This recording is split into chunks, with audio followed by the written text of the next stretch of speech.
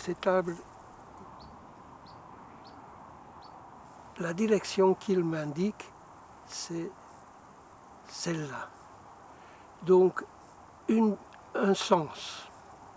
Tout veut aller par là.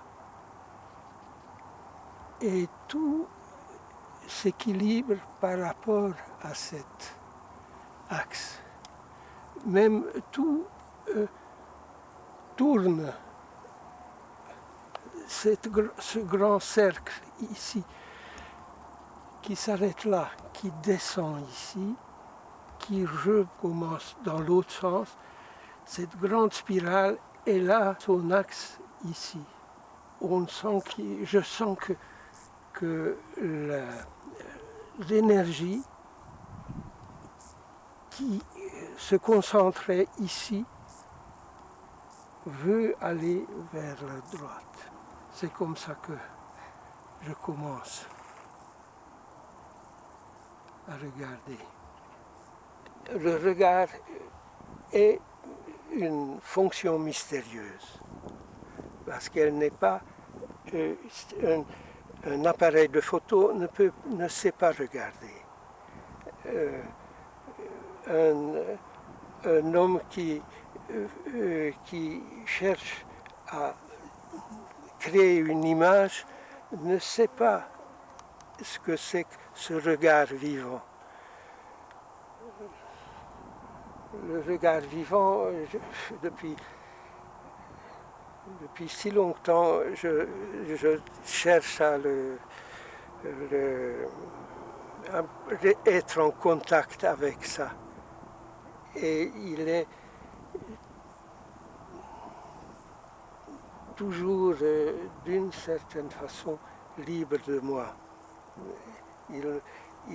Comme s'il était plus intelligent que moi, que s'il voulait me dire quelque chose que je devrais enfin comprendre.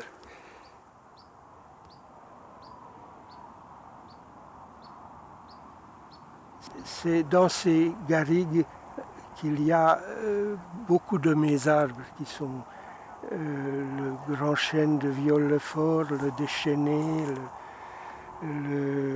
l'indomptable, tout un autre monde où ce n'est que de la garrigue. Ici, c'est, comme vous voyez, c'est des vignes juste avant les vendanges. Voilà le Mazet. C'est un endroit où j'ai l'impression que la vie a du temps. Et je me sens absolument comme au paradis. J'ai trouvé dans un Mazet par là 2 petits pots. Et c'est ces pots que j'ai ramenés ici, qui me servaient avec un fruit ou deux de contact avec un monde plus proche, plus intime que les arbres. Dans le regard, il y a quelque chose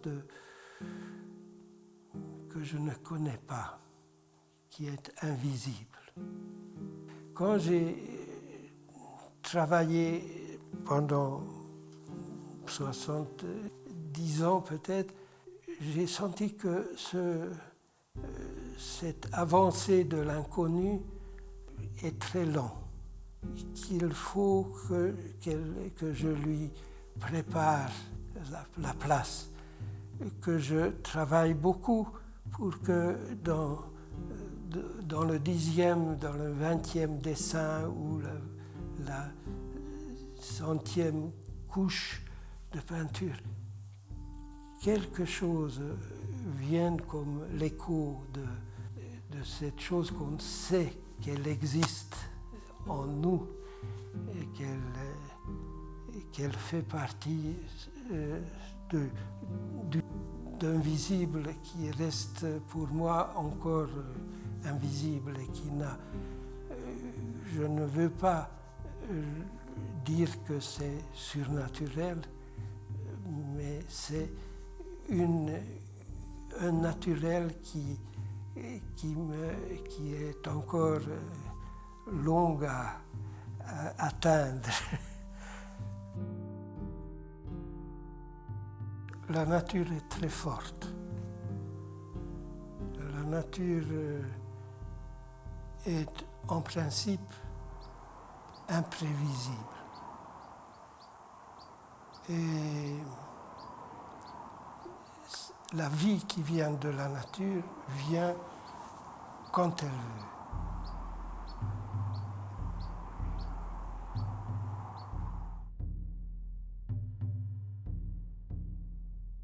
Je prépare des séquences en préparant du papier, une gouache épaisse, une brosse brutale et d'attendre que l'arbre se manifeste.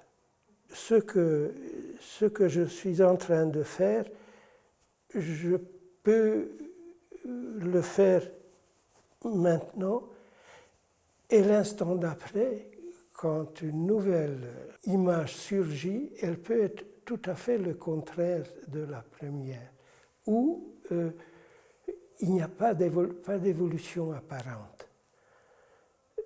Ça, c'est la partie du travail qui est pour moi l'écriture de l'arbre.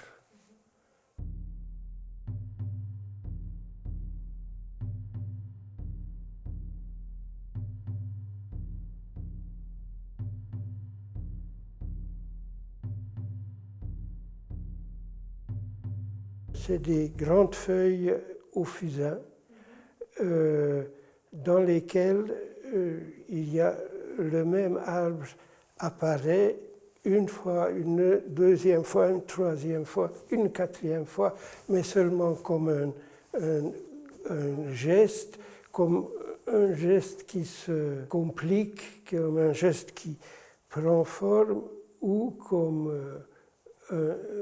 un ensemble de gestes qui se complètent sans chercher de lecture particulière. Quand le fusain rentre dans le travail, avec sa finesse, avec ses lignes souples, fragiles, avec la couleur comme d'un sentiment.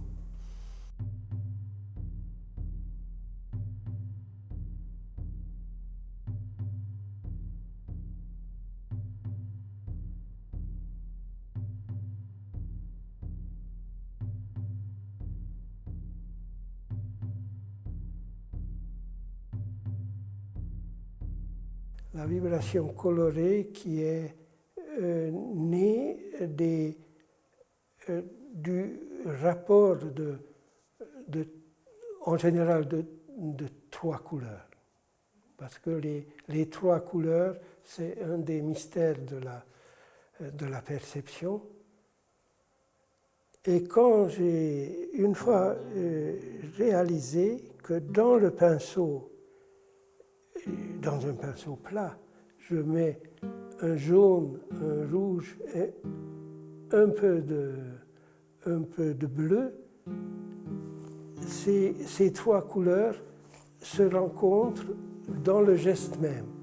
Et comme le geste tourne, ils amènent la lumière par cette manière naturelle, comme si ça naissait du geste et pas d'une intention personnelle. Alors, dans ce sens, ça rendait le tracé très lumineux. Le flamboiement à l'intérieur d'un regard d'arbre. Si je regarde un arbre et je dessine toujours avec trois couleurs primaires, tôt ou tard, cette vibration va remplir tout l'arbre et l'arbre va vibrer d'une manière lumineuse. Donc ça, c'est un des cadeaux que quelquefois un arbre m'accorde.